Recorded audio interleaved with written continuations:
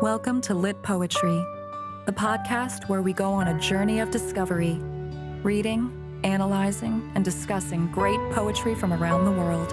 Poetry is worth it because the reading and writing of poetry is a revolutionary act that has the potential to transform both the reader and our world.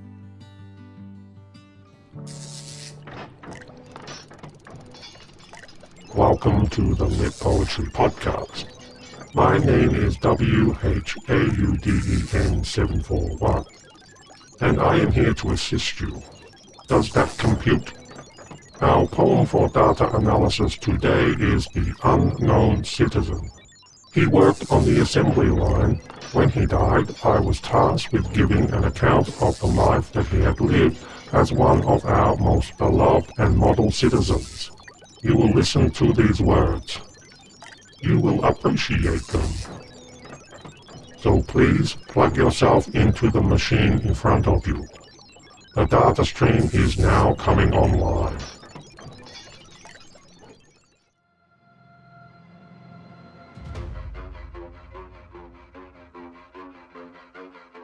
The Unknown Citizen by W.H. Auden.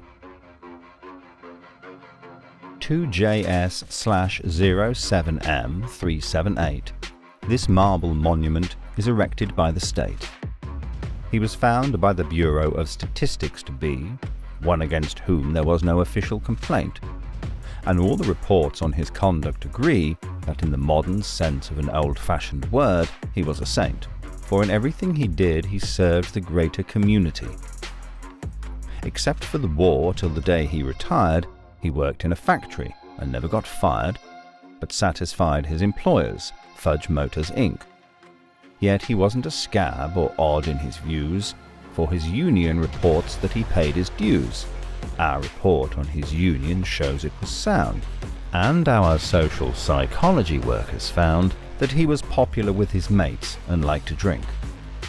The press are convinced that he bought a paper every day, and that his reactions to advertisements were normal in every way.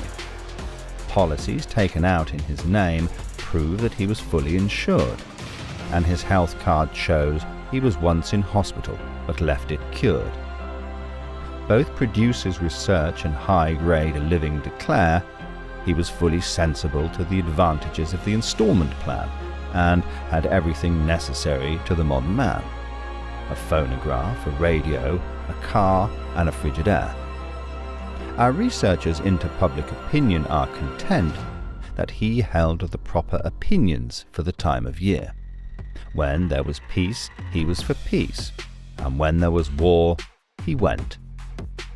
He was married and added 5 children to the population, which our eugenist says was the right number for a parent of his generation, and our teachers report that he never interfered with their education.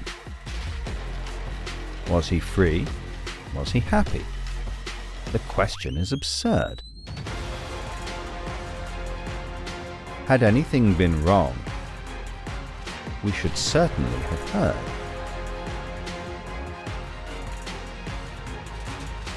We should certainly have heard. We should certainly have heard.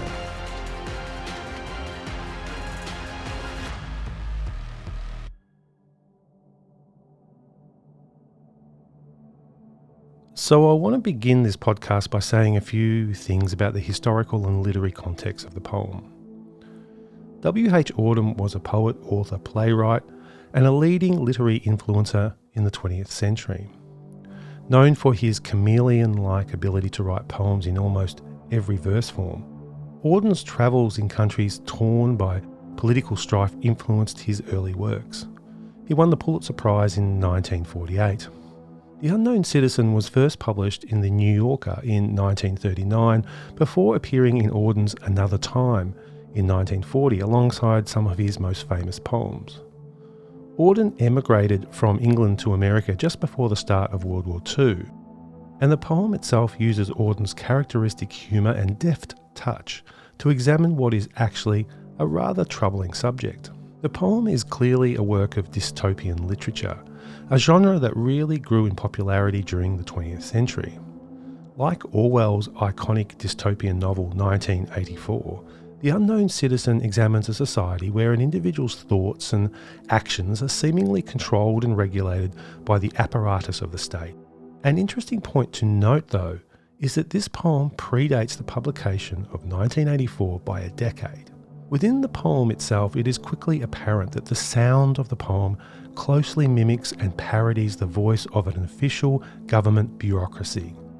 Indeed, the poem adopts a kind of passive voice that represents a faceless and impersonal we. It is very much the voice of Big Brother who is watching. The context of World War II, of course, sheds light on the poem's subject matter as well. With the world falling into disarray and mayhem, spurred on by the atrocities of Nazi Germany with its ideologies of a master race, Auden witnessed firsthand the global growth of systemic racism. This was in turn backed up by the dodgy pseudoscience of eugenics, which is referenced in the poem itself. The Unknown Citizen is historically fascinating in the way that it criticises two very different ideologically driven societies. The poem obviously points towards the Soviet Union and its methods for the top-down control of its citizens in the poem's regular references to surveillance and state control. Yet capitalist consumerism also gets rather strongly criticised in this poem, with its deep connections to the ideology of the American dream in Western society. The phrase modern man sounds like a page taken from an advertising guide, and Fudge Motors Inc. appears to be a reference to Henry Ford's company. Here, Auden is pointing to those dystopic elements in capitalist societies that measure an individual's status and worth by the things they own, which is no less an ideology than with the beliefs found within communism. Auden points to the fact that both communism and capitalism have the capacity to oppress their citizens.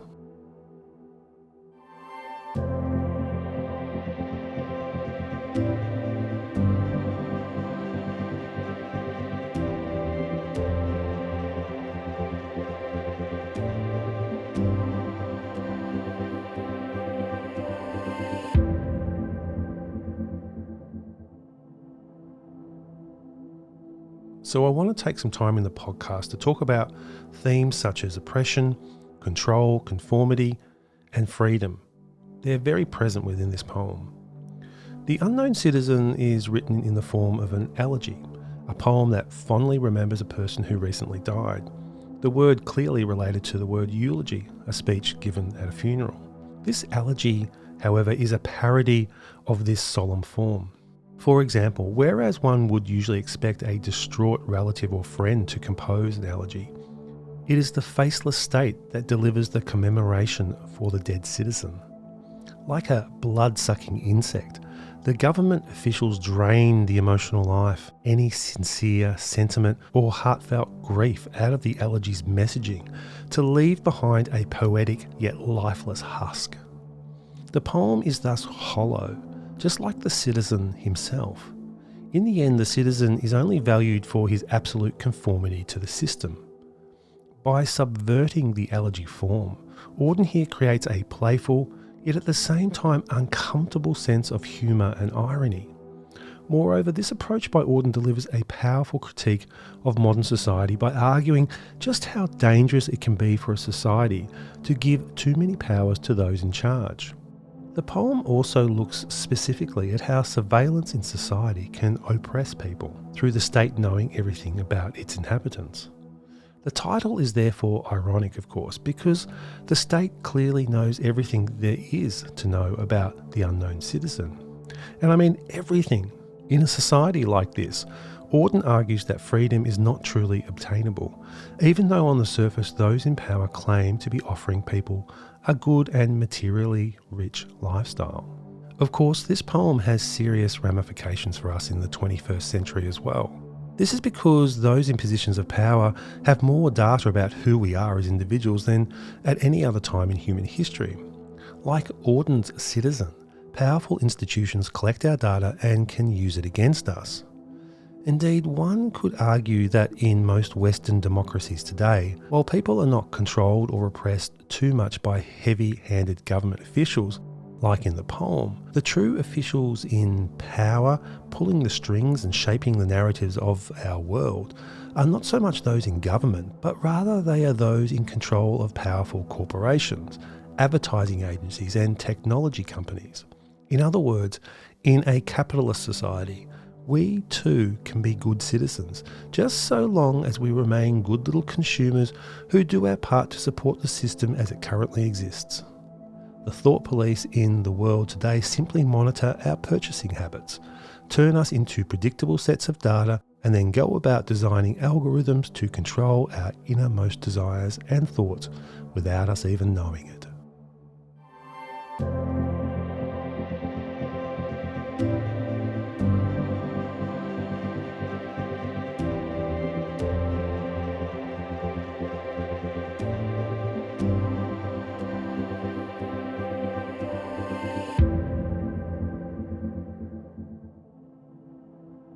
Welcome back. Though on the surface the poem praises the life of the dead unknown citizen, it only does so because this person lived a textbook example of an obedient, non-questioning life. In the poem's world, a good citizen is one who does everything they're supposed to. Indeed, that's why the speaker, the creepy we of the poem, begins by offering what is probably the highest compliment in this dystopia, remarking that there was no official complaint against the dead man. In other words, he never did anything wrong. If he had, the state would certainly have heard about it, revealing the frightening reach into people's lives. In writing this poem, Auden points to one of his main criticisms of the state, the use of surveillance, which is used to destroy any true sense of mystery, joy, or freedom in the man's life. The state underhandedly influences every area of the dead man's life. As such, the poem sounds like a list of all the ways that a state can trample on a person's liberties. The state controls what is acceptable, the citizen's working life, his sociability, his opinions on the news, his personal possessions, his attitude to his children's education, and so on, and thereby turns him into a kind of mindless slave. The state even controls and subverts the language used within society to comply with its own interests as well.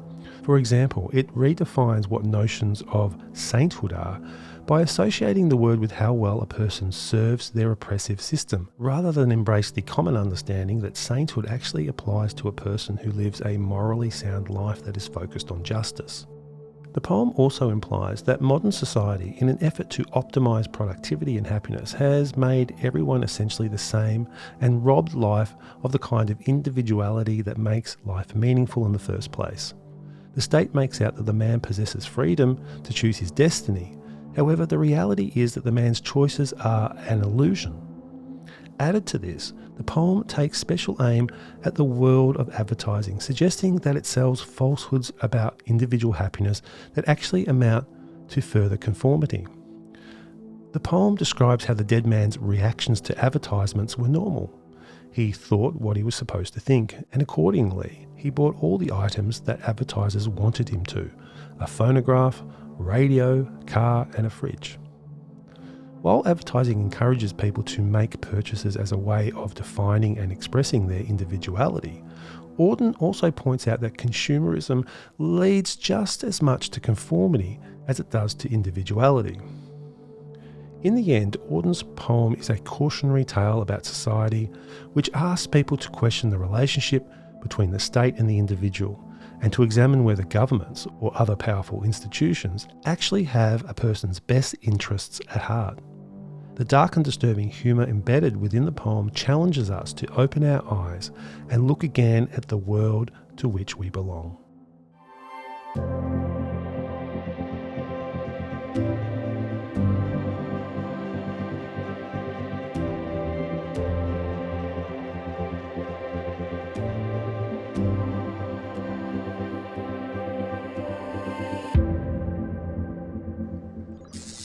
So it's time to wrap up this week's episode of the Litpoetry podcast and sign off until next week.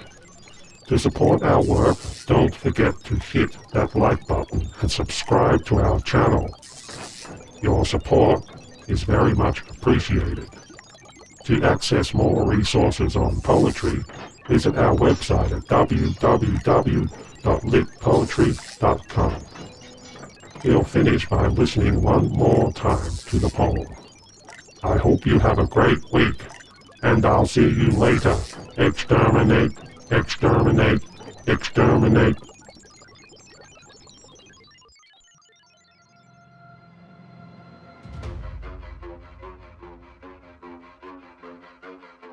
The Unknown Citizen by W.H. Auden. 2JS/07M378. This marble monument is erected by the state.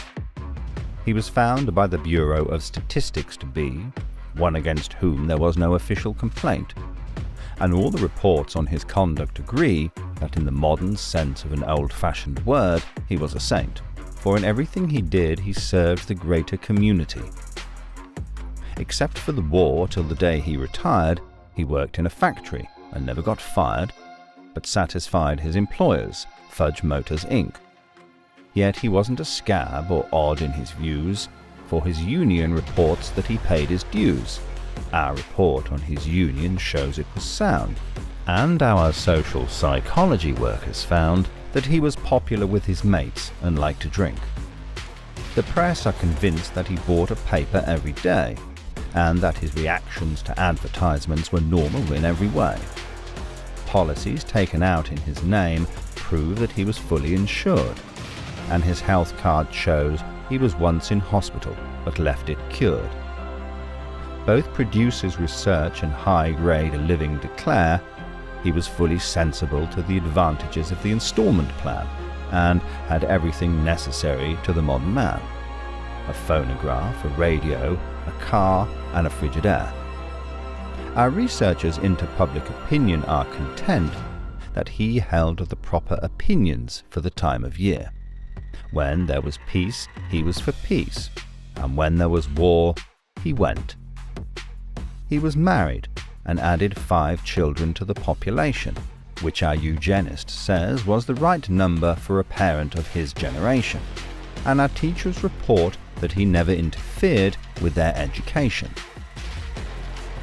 Was he free? Was he happy? The question is absurd. Had anything been wrong, we should certainly have heard.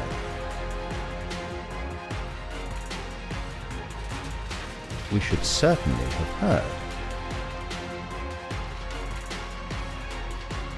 We should certainly have heard.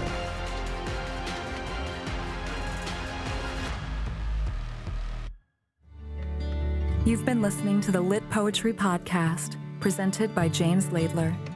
For more podcasts, poetry videos, and other useful resources, visit our website at www.litpoetry.com. Thanks for listening.